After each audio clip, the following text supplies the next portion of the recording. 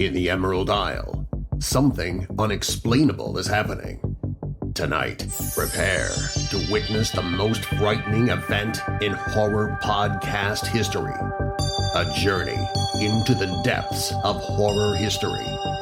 First Class Horror presents the Class Horror Cast. Evil wears many masks, but pure horror wears only one. Support First Class Horror on Patreon for as little as $1. Can't get enough of the horror? Carve yourself a deal from official merchandise, only on Teespring.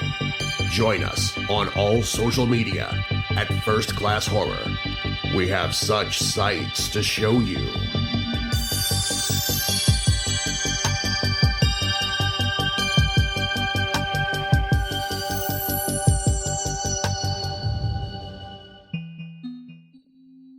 Born in the wilderness of Maine and raised in the deep south of Florida, Ryan Spindell originally started his journey being terrified of horror movies right up until he became a teen. From there, he developed a huge love for the genre and wanted to work in the industry.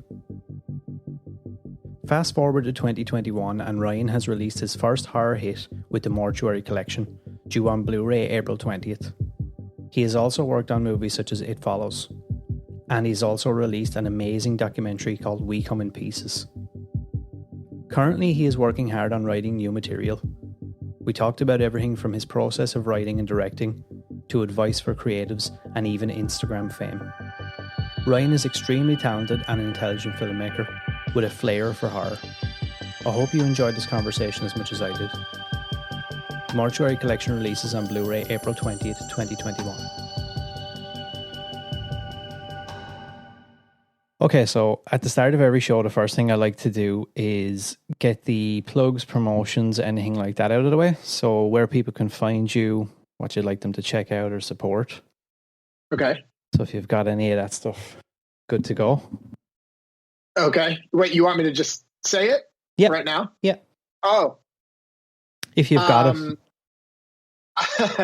I do have some plugs, yeah. The Mortuary Collection is being released on iTunes for digital download and also Blu-ray and DVD on April 20th. And it really is awesome. The movie took us about 7 years to make all in, and we've been recording behind the scenes the entire time. So basically we had about 14 hours of behind the scenes footage from every step of the way making the film. So we condensed it down somehow into 2 hours of sort of in-depth behind the scenes in like a Lord of the Rings style that kind of goes into every single aspect, from production design to special effects to sound design to everything, to sort of showcase how you can make a film like this with no money. So I think it's pretty cool. And I think it's definitely something worth checking out if you are into that sort of thing. That's going to be a special feature on the disc? Yeah, correct. Nice. Yeah, it's going to have a commentary. And then, yeah, there's two hours of really sort of densely sort of either funny and or informational content that we had a behind the scenes guy working on for several years. So it's really, really cool. I remember Lord of the Rings and the behind the scenes featurettes on those movies kind of being a huge influence for me as a filmmaker. So our idea is hopefully we can sort of give a little bit back and kind of show people like new up and coming filmmakers sort of where we are in film today. It's pretty fun.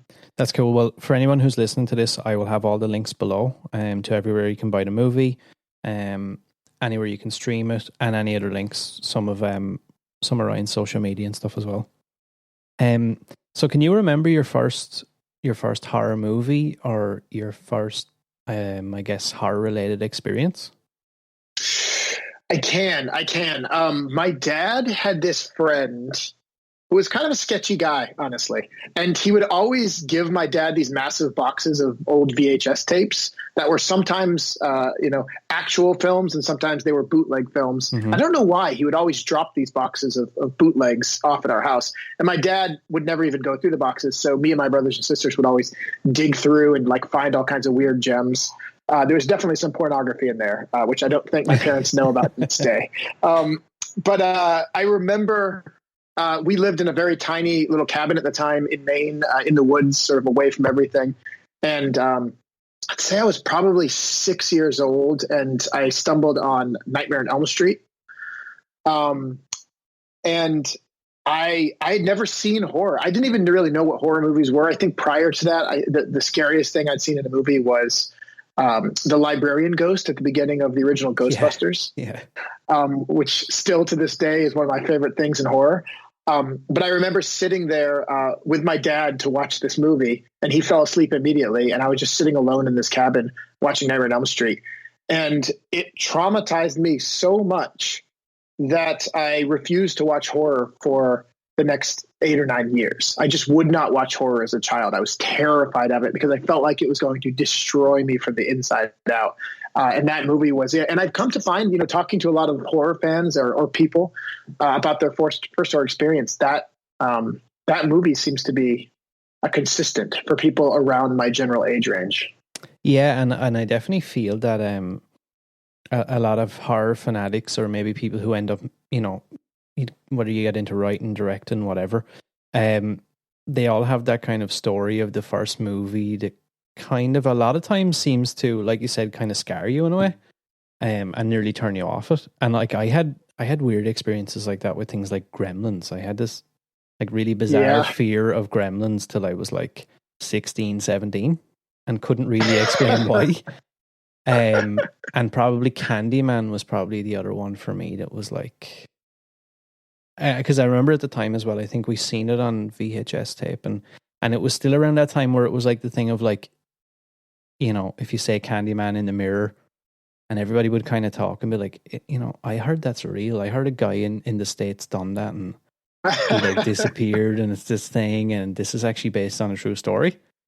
And I remember being like genuinely like terrified of the idea of, and I would always go to the mirror and like I would say it like twice, and I'd be like, nah, I'm good. I'm good. Did those movies turn you off of the genre at all, or did they draw you in? How did that work? At that point, turn me off, I would say. I used to think about it a lot, and we would go to the video store on a Friday night, and I would always go to that section, but it was like, it felt really weird. I would walk into the video store and everything was happy, and the guy behind the counter was dealing with some customers, and the music was playing, and everybody seemed, upbeat. And then the closer I would get to the back of the store and get towards the horror section, it felt like a movie every time. It was like things got quieter. Less people seemed to be around. And then I would just have this feeling while I would look at the artwork, and I would get like really worked up, and then I would just kind of jump out of it and be like, okay, I'm going to leave that alone again now. But like I had nightmares for a long, long time about stuff like that. Yeah, me too. I would cover my eyes, or like sort of do like a horse blinder thing going past the horror section, because I knew there would always be one or two. Like for some reason, the cover for Dead Alive, which is Brain Dead, Peter Jackson. The cover here, I don't know how it was in Ireland, but the cover here is like a woman's face, and she's like stretching open her mouth. That one, I don't know why that one got me, because when I look at it now, it's so absurd, and it's basically a gag. But like at the time as a kid, something about this idea of a tiny skull being inside of a woman's head was just so upsetting to me. Yeah, and I remember even the Blair Witch Project, when that released here, we had this, I'm assuming you guys had something similar, but they had this thing that they would put on the case for the tape, and it had like it was like this yellow sticker that would go on the front, and it had like strictly prohibited for anybody under the age of 18 years old, features scenes of distress and this and that. And like that made, especially in the small town I live in, that spread like wildfire. And everyone was like, that tape is real. That's not even a movie. That's actually like, that's footage. It's real life. It's not, that's why they had to put the sticker on it.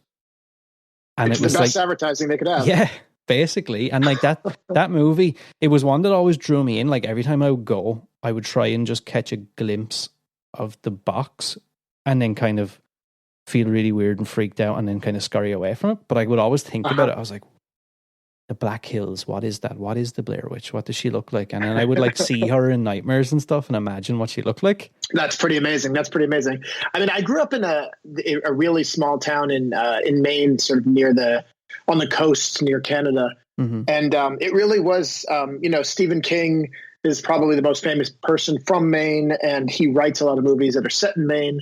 And the reality of Maine is that it is very similar to the stories he writes. That's not in any way a fantasy version of the state. It's very creepy. There's a lot of folklore there. Mm-hmm. It's foggy. It's rainy. It's remote. And I remember feeling, even at a young age, like the town that we lived in felt like something out of a horror movie. So I think the fact that I felt like I was in a horror movie made the idea of actually watching them too intense for me to process, at least until I was, probably 12 or 13 years old, when I finally kind of took a hard turn and then became obsessed with the genre. Yeah, that was something I was going to ask. So at 12, 13, then you kind of started to develop a love for it? I did. Because I think it's interesting that Nightmare on Elm Street was the movie, because I do think that is such an imaginative and almost a horror fantasy more than anything. Mm-hmm. But the thing that I sort of got stuck in my head was that horror was just a guy with a knife chopping people up. I thought it was just sort of, kids in the woods running away, getting stabbed. And that kind of thing never appealed to me, and to this day doesn't really appeal to me. And I was much more of like a sensitive, quiet kid, and I spent a lot of my time drawing, and I wanted to be a cartoonist, and I was really into the arts. And then when I think I was in 8th grade, my friend brought over a copy of Evil Dead 2. Nice. And I was scared shitless to watch it, honestly, because, again, I'd been avoiding horror. I mean, I wasn't even a little kid anymore. I was like a teenager at this time, or about to be. But I didn't want to be seen as a wimp, so I sat down and I watched it. And I remember just it was like my mind was suddenly expanded to what horror could be, because I just saw so much artistry and creativity and audacity. And I could feel Sam Raimi and his team making that movie when I was watching it. And I kind of realized, somebody's doing this, and there's so much to play with within the genre. And then that friend also owned Dead Alive, Brain Dead. And I watched that the next day, and those two movies were sort of like a 1-2 punch, to which I was just obsessed with that type of horror, that sort of stylized, creative, kind of bombastic horror fantasy, I think, escapist horror. And so from there, I kind of went deep into it, and I had the same sort of thing where me and my friends would go to rent the movies, and at the time they were VHS, and certain VHS boxes would be much larger than the rest, like there'd be imports, and those would usually mean that they were like a video nasty or some sort of banned content. So we would watch all of that shit, and they were some terrible movies. If I had been a parent and walked in and seen some of the stuff we were watching, I probably would have sent me right to a psychiatrist. But it was just sort of like this holding back on the genre for so long. I just was obsessed and I couldn't get enough. And it's interesting now, because now I watch everything, and I kind of see every sort of subgenre and even the slasher stuff that I used to avoid, I've kind of found a new appreciation for. But I'm still really drawn to that sort of fun escapist horror that I first connected with. And I think, part of that is just, that's what I'm drawn to as an artist and as a fan, but also I think not watching horror for all that time, my appreciation for other genres and more traditional storytelling was sort of forged. So then I kind of try to take that sort of portion of my life and try to sort of infuse it into this new horror version of myself, if that makes sense. Yeah. And I think, especially nowadays with filmmaking and stuff as well, they've kind of, not all the time, but a lot of people can marry the two. It doesn't have to be just, some slocky pile of shit that has no real purpose. You can actually make a really clever, enjoyable, smart movie. I think so, because I do think there's a little bit of a problem within the genre of filmmakers who are such huge, insane fans for the genre that they're kind of just remaking the things they loved, as opposed to sort of, coming at it first as, how do I tell a great story and make an interesting movie that people will want to see, and then kind of tying in the genre elements. They kind of start with the stuff they already know. So you kind of get a lot of movies that feel like a retread of a retread of a retread. And that's going to happen in any genre. And I guess especially if that's a byproduct of horror fans just being that passionate, then I guess it's a good problem to have. Yeah, and I feel like as well, it's probably one of the only genres where you can get away with that just because of the community that's around it. For the most part, I think horror fans would support, their favorite director, their favorite movie maker, actors, etc. Like I guess even actors who you would see who are maybe on the lower end of the scale, who have these huge like cult followings and like make a living basically just from conventions. For sure. Because everybody is, they might have played one character who was kind of popular in a movie from 25 years ago, 30 years ago, and they can still, it's kind of cool to see that. I agree. Yeah, no, it is really cool. I feel, when I was in film school and I was sort of, a lot of the people in my class were into much more highbrow cinema, and I was the only horror person in my class, and I was sort of like the joke of the class. And at the time I was like, oh, I wish I was more of a highfalutin guy. Why do I love this one thing so much? Why do I love this like commercial sort of brand? And then as I sort of evolved and I've come to realize that there is no other place in movies that gets the kind of love that horror fans give to horror movies. And now that I'm sort of making them and I'm sort of putting them out into the world and these people are finding the films for the first time, it's so gratifying to find this audience of sort of my peers who love this kind of thing and to feel how dedicated they are. And I think it's the thing that's going to keep horror going for a really long time, which is nice. Yeah, and like even with it's something that I'll probably get into in a couple of minutes, but just even with your movie, The Mortuary Collection, I feel like that like people are going to be super excited about even the 2 hour of behind the scenes, but I could probably safely say that if you were to release the full 14 or 15 hours, or whatever you said you had, people would eat that shit up. Like, and I just feel like you just, and maybe I'm wrong because I'm such a horror guy, but I just feel like you maybe don't get that much passion from some of the other communities. It's like the horror community is just like they can't get enough. It's true. There's nothing worse than finding a really amazing horror film that you love and then not be able to find anything else about it. Like no interviews, no behind the scenes. Cause I'm just like craving that. Like even with Dead Alive, the movie has been one of, if not my favorite movie since I saw it at the age of 12. Mm-hmm. But there's like nothing I can find of it. There's like almost no behind the scenes. There's been rumors floating around that Peter Jackson's going to release like a special edition Blu-ray with all of these amazing special features. But that's been floating around for like 5 years now. And I'm just like so hungry to see how they made that film. Yeah, and that's always been one of those ones for guys who collect movies and stuff that like it's always like super sought after. It's out of print. Nobody can get it. The variant artworks and stuff. That's always been something I've seen people talk about. Even finding great poster art for it is defined. Yeah, no, I know. Anyway, but that makes us love it more. And that's I know, right? We want it. We're for it. So growing up then, were you a collector of anything? Like movies, toys, figures, anything like that? Comics? Yeah. I was, I've been a huge reader since I was really little. I think it's part of just for being an only child for a long period of time and kind of living in the woods. I spent most of my time reading. So I had quite a massive book collection as a kid. And then I was just really into action figures also as a really young age, which is so funny because I spent so much time as a kid playing with action figures. And now I sort of realize that as an adult, I do the same thing. I just have real human beings as my action figures. So look, it's all training. Support your children out there. And when did things start to become let me rephrase that. When did you decide in your mind that you wanted to do this as a career or make this like your reality?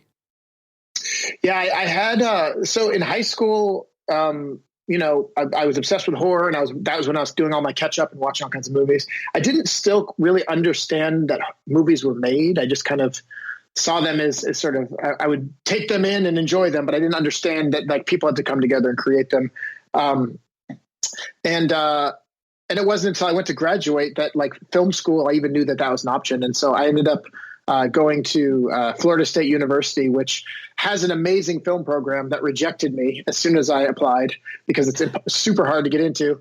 So I basically went into the art, and I did a lot of art and design and photography, and spent a lot of time sort of taking photos and learning Photoshop and making shorts, and just kind of basically rounding myself out, especially at a time when I was like more interested in drinking beer with my friends than I wasn't actually like doing anything.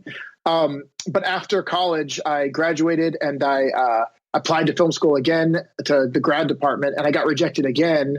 And I was like, well, shit, I guess I'm going to get a job. And I ended up getting a job as a photographer for ABC News over here. And because I was in Florida at the time, that a lot of that job was me sort of chasing hurricanes and tornadoes around the Southeast.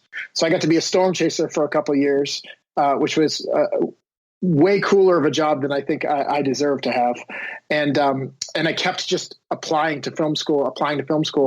And then finally they just got sick of me applying, I think, and they just decided to let me in. And it wasn't really until I got into film school that I really understood what filmmaking was, and that I had sort of a knack for it, and that it was something I was going to commit my life to, which is weird because there's always this sort of question: do you go to film school? Do you not go to film school? I think both sides of the argument are correct, depending on who you are as a person. I think some people are so motivated and so self-reliant that you should not spend money on some stupid university. You should put that money into a film and just start making movies. That's going to get you a lot further, within the industry. But for me, I needed some sort of structure, and I needed some sort of place to play with the medium and to figure out if it was something that I wanted to spend the rest of my life doing.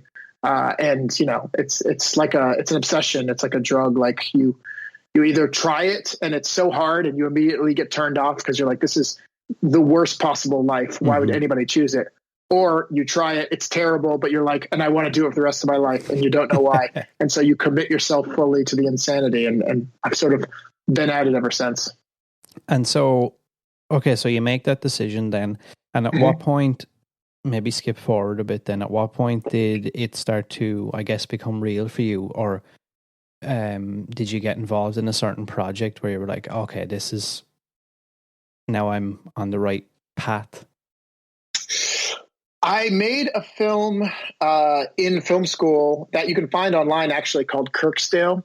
It was my thesis film in film school, and that film ended up sort of getting passed around Hollywood a bunch, and I ended up getting a fancy agent and a manager when I was still in school. And so my plan had always been, I'm going to graduate, I'm going to get some experience, I'm going to graduate, I'm going to go into the woods and make like a Sam Raimi thing. I'm going to do like an Evil Dead thing in the woods and just cut my teeth and work my way up. But because this film kind of took off more than I anticipated, I ended up, going to LA for a 2-year stint to try to see if I could turn that into something, more substantial. And that 2-year stint ended up being 12 years, which led me here. And it's been a lot of, I would go out all these meetings and talk to fancy people about projects I was never going to get because I was a 27-year-old film student fresh out of grad school. And so I started, people would say like, oh, you can't direct a feature. You have to write it first. So then I would write some stuff and they'd say, oh, we love this, but you can't direct it. You've never directed anything before. And it ended up being this kind of weird loop that you can get stuck in Los Angeles, especially where the seasons never change and it's just sunny all the time. And suddenly several years have gone by. And I remember I got to this point where I'd taken like 500 meetings and I'd written all kinds of content and I hadn't made anything for years. And I was like, okay, this has to stop. And so I basically sort of got rid of my reps, reset from scratch. And I said, I'm going to write a movie that I want to make. I want to write the movie that I want to see the most. I don't care that no one's ever going to make it. I just want to write the thing I want to see. And at the time I'd been watching a lot of Amicus anthology films. And so I took my love for those Amicus films. I took my love for Stephen King's short stories and Creepshow and Tales from the Dark Side and Tales from the Crypt. And I kind of compiled it all together into the Mortuary Collection, which is a horror anthology that sort of revolves around 5 stories. And then because I didn't want to get stuck in an endless loop of meetings, I decided to take one of those shorts out of the script and make it independently as sort of a proof of concept film. So I did a Kickstarter and I raised some money and I made the Babysitter Murders, which is the 4th story in the movie. as a self-contained thing. And then I sort of went and did the festival circuit with that. Again, I had a bunch more meetings. I got new fancy reps. I did the whole thing again. And people were really excited about the short. They loved it. They wanted to work with me, but they did not want to make an anthology feature. It was just dead in the water. And along the way, I met one creative executive who worked at this big company, and she said, my boss would never make this movie, but I really love it. Do you mind if I try to raise some money on the side? And I said, sure, go for it. And then I left her office, and I expected nothing to come from it, because that's how it works in Hollywood. You have meetings and everyone talks a big talk and you never hear from them again. And then about 6 months later, she called me up and she said that I found a little bit of money. Do you want to make this movie? And so we took the short that I'd already made and I sold that to her. And then with the rest of the money, we shot the rest of the movie. And the movie was basically, because of the money we had, we started meeting with line producers, and everybody said, there's no way you can make this movie for less than 4 times what you have. Like, you need 4 times as much money as you already have. And even then it's going to be like a pretty shitty basic version of the movie. And we kind of sat around for a while, and we were deliberating. Do we try to raise more money? Do we sort of go back to the drawing board? Do we cut the script down? And basically I was like, we know how to make shorts. We've been making shorts now for a couple of years. Let's just start making these first cheap and as the best we can with the least amount of money, and let's start knocking them out and see how much of the movie we can get done over the course of 2 years. And so that's kind of how the movie was made. It was basically pieced together through several small shoots, sometimes just on the weekends, kind of getting piece by piece and kind of compiling it all together into sort of the film that you get at the end of the day. So it was a long, epic process to get from where I was to where I am. And I don't think I would suggest anybody follow it, because I sometimes wonder how I even survived it. But at the end of the day, I'm really proud of the movie that we ended up making. And I think if I don't get a chance to make another one, this feels like I feel good about the one we were able to get across the finish line. Well, that's I would definitely say, for anybody who hasn't seen it, you definitely need to check it out, because I can't help but feel that if I was you, there would be a part of me that would think to all those people who were like, no, I'm not in for the anthology thing, or this doesn't work for me, or that the movie that you made and the movie that came out was kind of a big fuck you to anybody who, and I'm sure there was probably people there afterwards that were like, damn, that I kind of missed out on that one. And if you don't get to make another movie off the back of that, I would be like outraged, to be honest. I know it's a weird thing though, because the saving grace of having made the movie has been people seeing it and reaching out to me and sort of sending me these really wonderful messages. And the audience response has been incredible. It's reinvigorated me completely. I'm ready to do it again, just for the fact that I got to make something that speaks to at least some people and sort of create this dialogue back and forth. I'll say this though, that within the larger industry as a whole, I think anthology films are still not considered legit, because the unfortunate thing is that nobody's ever really had a smash hit with an anthology film. Yeah. And I don't think that's because of the quality of the films, although the quality of anthology films is very uneven, to say the least. But I do think that without anybody ever getting the proper budgets or the proper infrastructure to sort of get them out on a wide release, audiences don't really understand them. General audiences don't quite click with them or understand them. And it's this sort of repeating cycle where, no movie gets a chance to be big. So no movie gets big. And so no one wants to make another anthology movie. So even now, with the success of the film, I think it would be probably just as hard for me to go and set up another anthology film in the current climate. And it's really frustrating to me as a fan, because I would love to see more.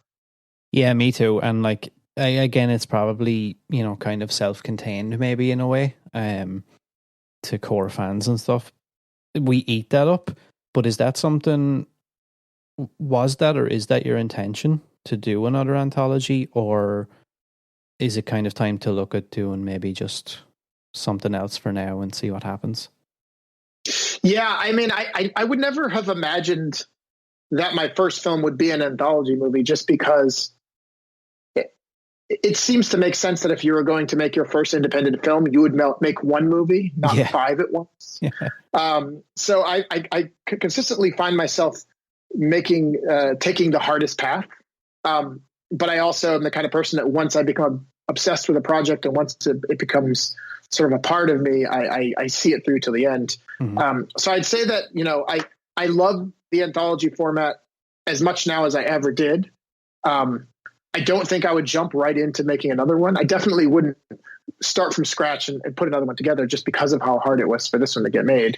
But I hope that someday, again, that there is like a place for these kind of movies and a wider audience that sort of comes to them. So I can come back to the format because I love it. And I think there are so many incredible short horror stories to be told that don't need 80 minutes. Yeah. And if you don't have 80 minutes, then these things are just sitting on a shelf somewhere. So I'd love there to be more of a platform for these kind of things to come out. And maybe that's a new anthology series, like Tales from the Crypt coming back. There's the Creepshow series on Shudder. Like maybe it's some, Black Mirror-esque series that sort of returns to form.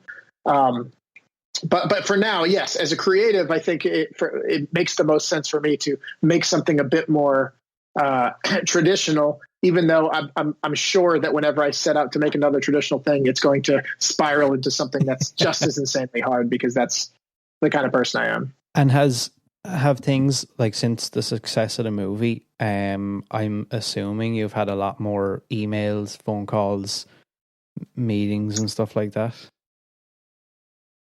I've gotten some. It's been decent, but because of the current state of the world, our industry is kind of on hold. I think there are big budgeted projects like the Lord of the Rings series at Amazon that have the money and the infrastructure to create the safe working environment and sort of still make something within the during this pandemic.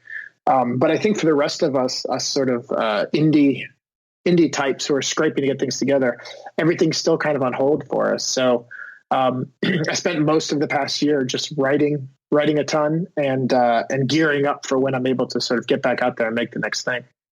And how has that been for you? The process, let's say your process writing when you can kind of just live your life as normal versus, I guess, being indoors 99% of the time and having to then do that as well? It sucks. Well, it for a long time, the hardest part about the beginning of the pandemic for me was because in the early days I had a writing job with a deadline that I had to complete. So I was sort of getting paid to write a project, and it felt like the world was ending. Mm-hmm. In reality, but I was like sitting at my laptop trying to write like a spooky story. Mm-hmm. And that the dynamic between that felt so dumb. It felt so dumb for me to be sitting in my house writing these fun, spooky stories when like real horrors are all around us. I felt like I needed to be doing something to make the world a better place. And so I had this sort of crisis of faith and these big sort of existential questions about what am I doing with my life? But what was really interesting is as the pandemic sort of stretched on and people were stuck in their homes and people started to sort of really, even more than ever, start watching streaming and taking in content and finding an escape and finding bits of happiness in entertainment.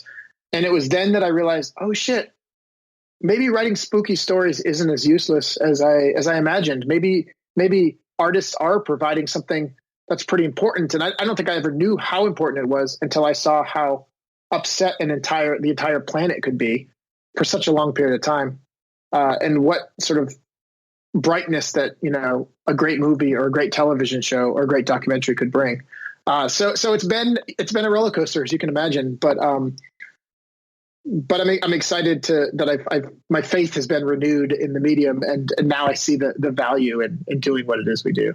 Yeah, and that's really refreshing to hear you say that as well, because I think like a lot of people can go the other way and maybe not come back from it, and you're definitely, I don't think I could have put it any better as regards And even without this sounding too soppy, for the sake of this episode, but like even things like the Mortuary Collection and stuff, for me, having that to watch and kind of call back to, it's sort of, I guess, for somebody who's into this stuff as much as I am, it can be quite like a comfort blanket, I guess. It sounds strange to, I suppose, be living real life horrors and then put on a movie like that to escape from it, but it's like, and horror has always kind of done that for me. And there's certain movies that I feel like that, you know, if something's going on personally or professionally or whatever, that I can just come home and relax and just watch a movie. And like I hope that when we come out the other side of this, that everybody in the industry as well realizes the potential that people have, and then just the place that these movies have, and what they mean to people. Like you said, like, I mean, I'm sure there is so many people out there, even just with your movie alone, that has probably gotten them through a hard time, even if it may have been the one thing to look forward to in a seemingly endlessly shit time. Thank you so much for saying that. That is, I mean, if you can make a thing that makes even one person changes their day, I mean, that already feels like, in the scheme of what life is when we're here and then we're gone, that already feels really special. And that is also, you know, I didn't set out to make a movie that was a comfort blanket for the pandemic, obviously. But again, coming back to the movies in the genre that I fell in love with, and what they represent to me as these sort of escapist, this comfort food.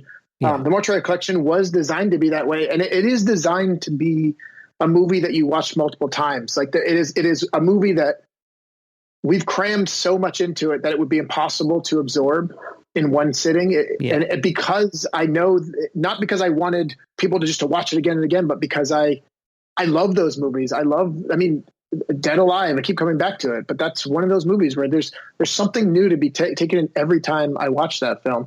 And I'm already going to watch my favorite films multiple times, but if there's going to be new Easter eggs or clues or different elements that come through every time, it's all the more awesome. And Creepshow is another one that you can just watch again and again. Yeah. If you go a couple of years, you forget a whole segment exists. It's like, it always feels like a fresh thing. That's what makes me excited as well for the Blu-ray release of your movie, is the fact that if you do become a fan of it, or you've seen it multiple times and you love it, now you've got these special features and stuff to look forward to as well. Because like you said, if you're that involved in that kind of stuff and you get into it, you really do want more and more and more. And like you mentioned artwork before, and it's something that I know multiple people are the same. You know, you want to have the variants of the box art, or you want to have multiple posters or whatever it might be. It's just great to have that stuff.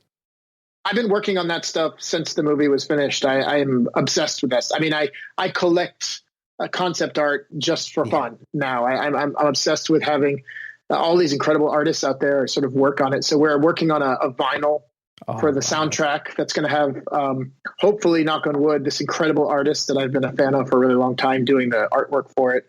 And then even on this Blu-ray, and look, I'm pitching the Blu-ray not because I won't make a cent off this Blu-ray. I'm an independent filmmaker. I don't make money, but I'm pitching it because I did spend about 6 months overseeing it with this amazing behind the scenes guy who shot it all and edited it all.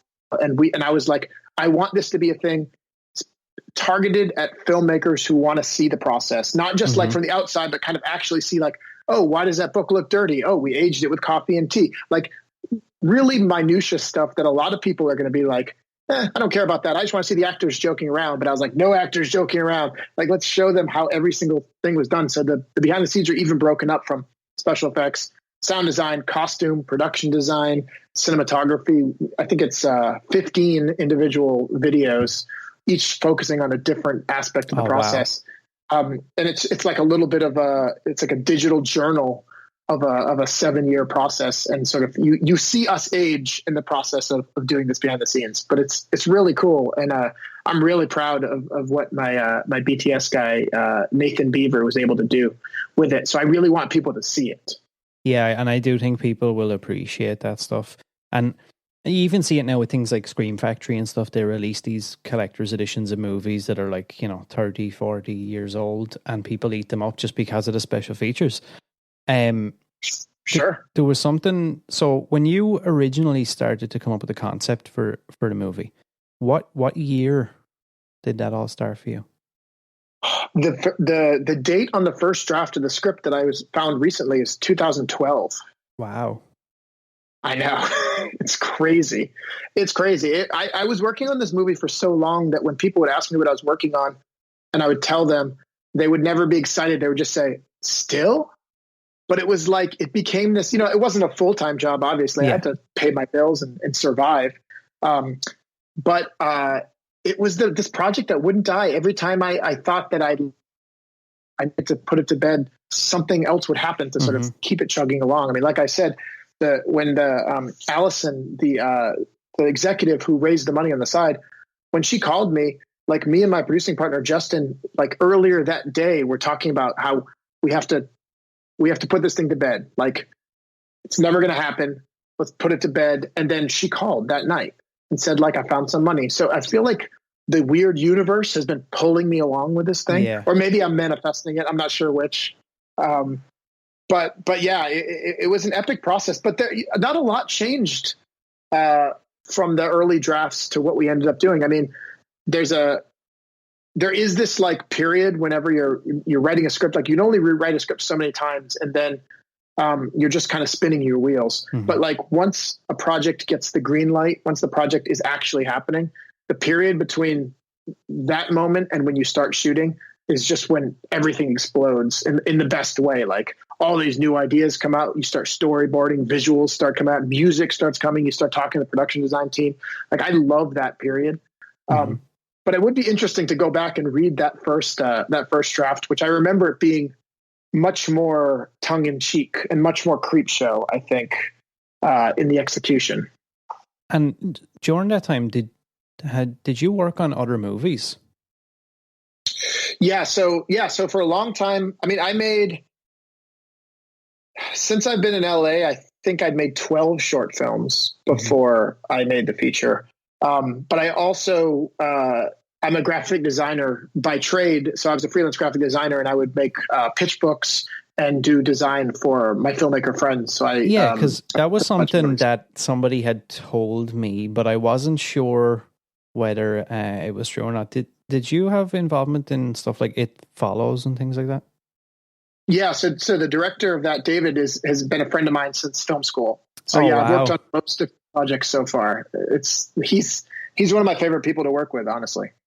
Okay. So, so when you started to flesh out the story then in 2012, did it start off originally with the idea of the mortician and that whole kind of township? No, it started off, I would write shorts for fun, but I had no money, so I couldn't make them. So I had a bunch of shorts kind of just floating around in various forms. And I was actually talking to a friend of mine one day about slasher films. And I was basically saying that I don't like slasher films. I was like, oh, slasher films are the romantic comedy of horror. They're just so predictable. It's the same thing every time. Like, just showing me different ways to kill somebody isn't enough for me. And in that conversation, the idea for the Babysitter Murders, which is one of the segments in the movie that's the slasher segment, kind of popped up. And I just fell in love with it so immediately that I sat down and I wrote it like all in one sitting in 2 hours or something. And then I thought it was such a cool concept, and I had these other concepts, and I was like, I just want to see if I can tie these together into a thing. So I basically I picked an arbitrary number. I was like 4. The page length seems to be like 4 would make sense. And I picked my 4 favorites, and I just started rearranging them and imagining how they would play together. And I had a really, I think I did start out with the mortuary setting, but I thought I was probably going to change it because it was so close to Tales from the Hood. And I felt like I'd seen it before. But it was one of those things that just kind of stuck. And I I just kind of realized it's such a cool conceit that I think it can go beyond one or two movies. And I liked the Gothic setting, and I started falling in love with the character of Montgomery. And I started becoming more and more, as this thing started to evolve, I started to think less about it as being a series of vignettes and more about how it would all feel as one complete piece. And so that dictated a lot about where the stories would land, like, and how the tone of the stories would sort of progress, and how the scale would progress, and how the movie itself would start to feel like a whole. And when the Sam character kind of came into play, and this idea of Sam and Montgomery kind of directly discussing the merits of stories and storytelling, and what makes a good story and what makes a trite story, as that sort of began to blossom, I realized that the whole thing was less of just a series of vignettes and more of a commentary on stories and the relationship between storytellers and audiences or critics. And so as that sort of evolved, the stories also evolved. And as Sam was critical of the stories, I realized, like, for instance, the first story in the movie Medicine Cabinet is very short. It's 5 minutes, I think. It's a silent film, basically. It's one girl in one room for 5 minutes. And I wrote that story, and I sent it to my producers, and they're like, "Oh, this is great." And I said, "But we can't do this one because it's not a real story. It's not like, it doesn't have a big 3-act structure. It doesn't have, or it does have a 3-act structure. It does have that, but it doesn't have a big twist and a surprise, and it doesn't really go to do something really insane." And then I realized, oh, it is a valid story as a small little vignette. But as an audience member, I would be disappointed if that's the kind of stories that I was going to get for the whole thing. So then as soon as Sam started commenting on it, I realized that, like, oh, this is a perfect story as like a warm-up story. And so it would put you to sleep if I talked to you about how in depth, like, me and my producer Justin went, really talking about every single detail in the movie and how the stories line up with each other, and where the wraparound characters are through every process, and how we're following them deeper and deeper into the mortuary as the thing's evolving. But needless to say, it was an exhaustive process, but one I think is important, because I do feel that so many anthologies, they have some stories, good or bad, and then they just kind of slap them together. Like the wraparound story is like a bookend, or just like something that just kind of like fills in the gaps. And it was really important for me to make something, again, going back to some of the Amicus films that I really love, that feels more robust and feels more fleshed out, and it feels more with some intention behind it, I guess. Yeah, because and at one point for me, I was a huge fan of anthology, and I would watch anything from like the shittiest movie I could find to like some of the best. And what I loved about it was it really felt like there was a reason. It wasn't like, kind of like what you said, it wasn't just a case of, okay, we've got a couple of stories and we'll just kind of smash them together, and then we'll just find some reason for them to be, like, oh, somebody finds a hard drive on a thing and it's a police file and whatever. And it's just like, we don't care. Just watch these few short movies and it's fine. Right. I liked it. It makes sense. And there's I don't know, I got like super invested in it, and I couldn't help but feel, and I don't know if this is something that maybe you would like to do or thought about doing, but I kind of looked at it and I was like, I really feel like this could be like a Tales from the Crypt kind of thing. We could live in this world for quite some time.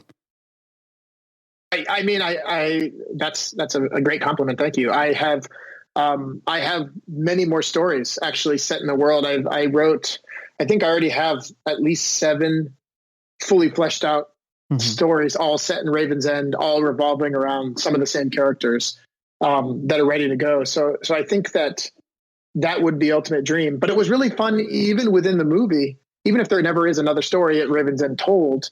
I buried a lot of clues to projects I haven't even created yet within the movie that exists. So if there is some time period in which there is a sequel or a series or something else that happens with it, there will be things that have been planted years ahead of time, which is really exciting. There's like, if you look at the beginning of the movie when the kid is throwing the newspapers, the headlines in the newspapers speak to some stories that are yet to be told. So I think it helped at the smallest level, it helped make Raven's End feel like there's more going on there, which is sort of what you want when you're like creating your own sort of universe. But in the best version, we could take all of these stories and some of the characters that you can see in the peripheral, in the funeral, and sort of around the town, and bring them into the movie full force. Yeah, and it definitely felt like, just to hear you say, like the amount of time and energy you put into fully fleshing it out. I didn't really think of it that way, because as soon as I watched it, it felt like something that had already been established. Like the character of Montgomery and stuff. I don't want to, people probably give me shit for saying this, but I don't want to say like it felt like a Freddy Krueger straight off the bat, but I don't know, I felt like that this was an established character. This isn't just some guy who's just here because we need somebody to tell the tale or whatever. Mm-hmm. He felt like something, and the town felt like something. It was like this was already established, and I'm only finding out about it now. Yeah, I guess you're right. I guess that might be a byproduct of just having lived in the world myself for so long. But I do remember too, like in the early stages because as I said, the first draft of the script was much more broad mm-hmm. and a little bit more jokey. And Montgomery was initially just sort of I don't want to use the word iconic, but he was an archetype. He was a crypt keeper. He spoke like Lurch, and he was sort of a combination of the tall man and the preacher from Poltergeist 2, and all of these like different like sort of archetypes that I loved. And that felt good at the beginning, just to have this sort of, it was a bit of a love letter. It was all these things I loved crammed together. But as the movie evolved, I started to look past the archetype and to say like, oh, can we set up an archetype mm-hmm. and then twist it? Can we like live in this world that feels familiar and something that, like you said, a warm blanket that we know and love, but then go someplace different with it to kind of progress these archetypes that we know. And I was thinking about the Crypt Keeper in Tales from the Crypt, and I was like, well, what does the Crypt Keeper do when he's not telling us a story? Like what's happening? Like we come in the mansion, we see him, he tells us a tale, he's got his puns all loaded, and he's mm-hmm. put on a show, and then we leave. And then what does he do in the meantime? Does he like read other stories? Does he just lay in his coffin? So I started to think more about what these sort of archetype characters of the storyteller or the host do. And I started thinking that they might be kind of lonely and kind of sad. And like when they don't have anyone to sort of regale their tales to, they might get depressed and they might feel trapped. And these ideas are how the sort of evolution of who Montgomery is as a person kind of came to the surface, and how I think it became less important to create these like archetype roles and more important to try to find this like weird character that exists in between the crevices. Yeah. And just to, it just reminded me of like just some of the interactions between them, even at the start, is, it kind of threw me off. I was like, I'm not sure, like I'm seeing like another side to like, this guy is incredibly creepy, and he reminded me exactly of the tall man or the preacher from the Poltergeist who used to terrify me. And I got that feeling with him, but then I couldn't help but also feel like, wait, there's a whole story behind this guy. And I can kind of tell when she starts to pick apart some of the things, and it seems like he's kind of let down in a way. And I'm like, wait, there's like a whole person behind this thing. He's not just a face, like a mask. Yeah, and I talked to me and Clancy Brown, the actor who plays Montgomery, mm-hmm. talked a lot about that kind of stuff. And I think it says something about the gravitas that he brings, that he can be chewing up the scenery that in the way that in the very like subdued way that he does, subdued chewing up the scenery, whatever that means.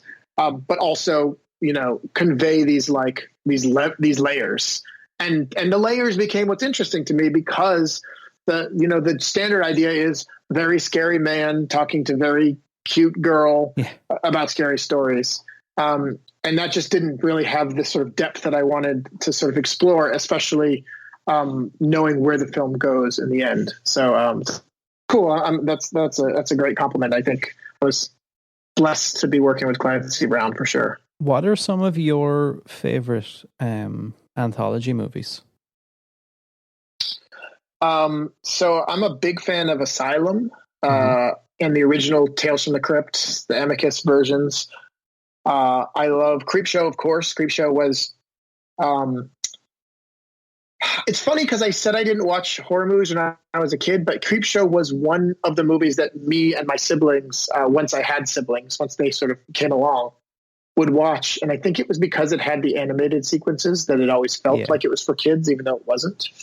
So that became a sort of an inevitable staple of what the Mortuary Collection was, because I do love this like kind of almost fantasy, this like kind of quirky, fun, almost Disney's Haunted Mansion feeling that sort of brings you in and makes you feel comfortable. So that way, when you start twisting the knife, it's like a surprise. So that sort of became a heavy influence in the way the film opens and the tone of the whole movie. And, I think the tone is an acquired taste. Some people, I think, especially some hardcore horror fans, that probably won't like the sort of fantastic quality. Or some people have said, like, is it a kid's movie? Is it an adult movie? And my answer is it's both. It's for adults who still feel like children. So Tales from the Dark Side is a great one because it has a cool wraparound story that's really fun. It's a very surface wraparound story, but it is a wraparound story, which is more than I think a lot of American anthology movies. Trick or Treat, I thought was great. Another decent, finally an anthology movie got a studio and like a real budget to make something cool, and then there was no marketing and it got buried, which is a shame. Yeah. Body Bags, I like a lot. So good. Body Bags is great. Body Bags is interesting because it has such a quirky wraparound story with John Carpenter as the mortician, I guess he's a mortician. Yeah. But then the stories are like really get under your skin. Like the stories are pretty straight and pretty cool. And that's a movie that a lot of people has slipped under people's radars, I think. But yeah, I think those are some of my favorites. Pulp Fiction. And so outside of that, then to move away from anthologies, then like what are some of your favorite just general horror movies? So again, I'm really into escapist movies. So I'm a huge fan of Peter Jackson's early stuff. So especially The Frighteners and Dead Alive are two of my favorite movies. I love Poltergeist. I always dreamed. One of my fantasies is that Steven Spielberg would have made 6 more horror movies after Poltergeist within that same vein, because I love the tone and the style of that. And I feel like there's almost nothing that exists in that sort of arena other than that movie. I love The Fly, because I think that, like, as far as body horror monster movies go, contained monster movies, that's sort of a standout. I like a lot of the things that sort of blend genre. I mean, if you can't tell from watching the Mortuary Collection, I'm really into this sort of taking everything and kind of compiling it into something brand new. So, Shaun of the Dead was like a pivotal horror movie for me. I like the movie The Ruins that nobody ever talks about, but I thought was so good. I actually bought that when it released. I was in the States. I have family in New York, and I think I was just randomly in a Best Buy one day, and that movie had just come out on DVD, I think. Yeah. And I was like, oh, what's this movie? I've never heard of this at home. And then I just randomly picked it up and I was like, wow.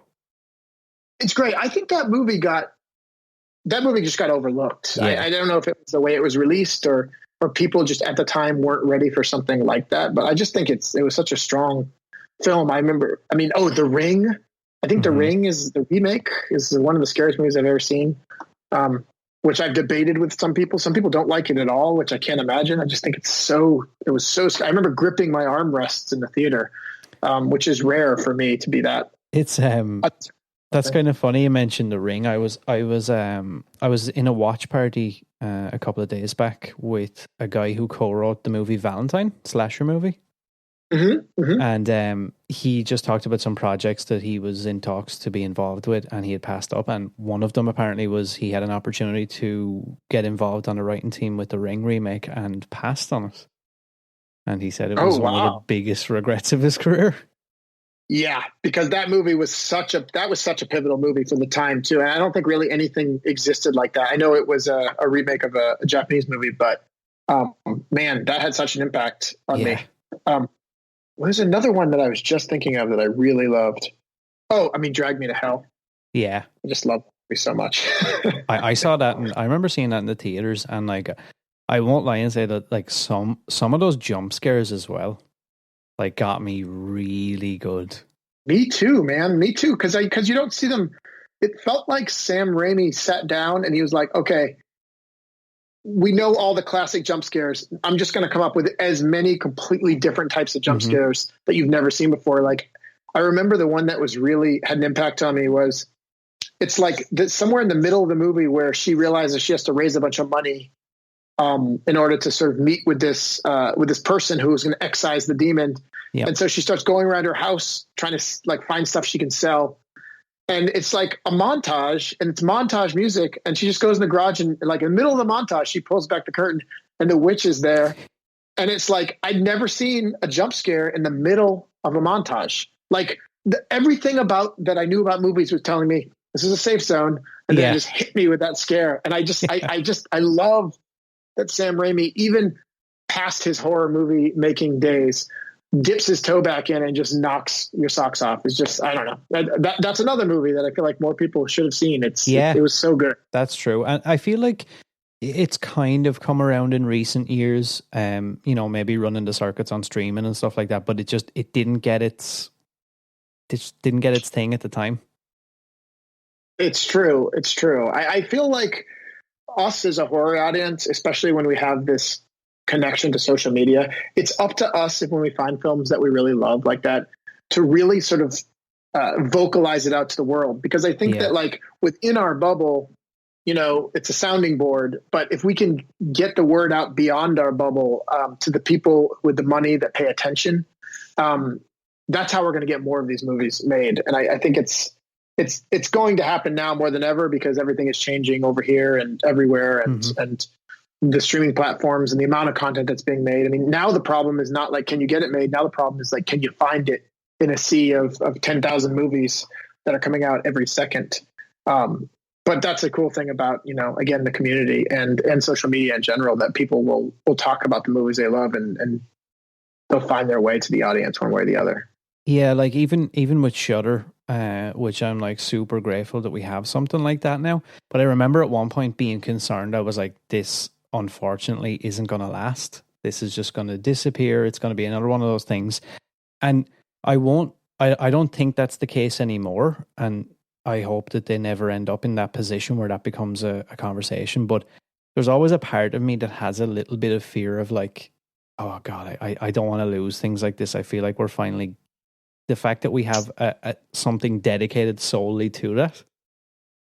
I agree with you. Yeah. And the unfortunate part is that the more the world falls apart, the more people are drawn to horror for some strange reason. So for the time being, I think Shudder is doing well. I mean, they're actually like really exploding in the past year in a way that it's so refreshing to see, and it's been really exciting to be a part of it. I feel like I got in before they became super cool, and that like in the next like 6 months to a year, filmmakers are going to be fighting to like get their movies on Shudder, because the thing about Shudder is you get so many eyes on your movie. It's not like Netflix where you make a movie and it could be the biggest thing on Netflix or it could disappear into the massive sea of movies that they're always releasing. But with Shudder, like Mortuary Collection premiered in October, and everyone who watches Shudder is probably eventually going to find their way to at least watching a few minutes of it,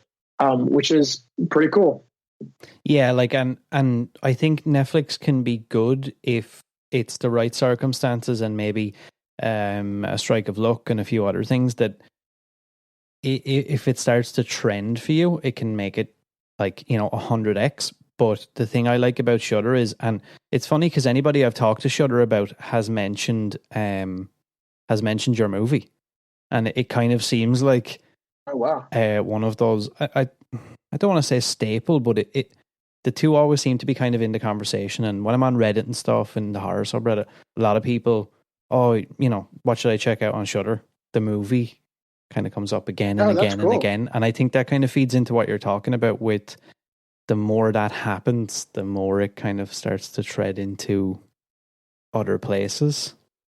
Right. No, that's awesome. That's awesome to hear. Man, I've been so in and out of Reddit. I've never really committed fully to Reddit, but every time I talk to somebody that's using it, I'm like, oh, I gotta get it. I gotta get on this Reddit train. I feel like it's such a thing that I would love that I keep like. Yeah, for me, it's become one of those things though. It can be dangerous as well because it's like, for example, the horror subreddit. There's so many people that kind of probably feel like me and like the things I do, and then I spend maybe a little bit too much time because people deep dive into things and theories and different things, and you just kind of get lost. And it's like, oh, yeah, that's probably why I'm subconsciously not committed to it fully. I actually just put limiters on all my social media apps on my phone, so I can only be on a site for like 15 minutes a day. That's not a bad thing. I actually recently like deleted Facebook and all that stuff completely. I was like, I need to be done because I respect that, man. Wow, that's awesome. It's so hard. Awesome. I'm not going to lie. It's like super tough. Oh, you're missing so much, man. I'm not even going to get into it, but the stuff you're missing. Woo. And that's exactly how I feel. Like every so often it'll hit me in a wave and I'm like, wow, what have I missed? There's something going on. I know that I've missed something. And like even sometimes on reaction, I don't even realize I picked the phone up and I'm like, oh, should I just download it again? Maybe. And I'm like, no, I'll just. Yeah, I mean, I guess you got to start watching the news again. I'm not sure.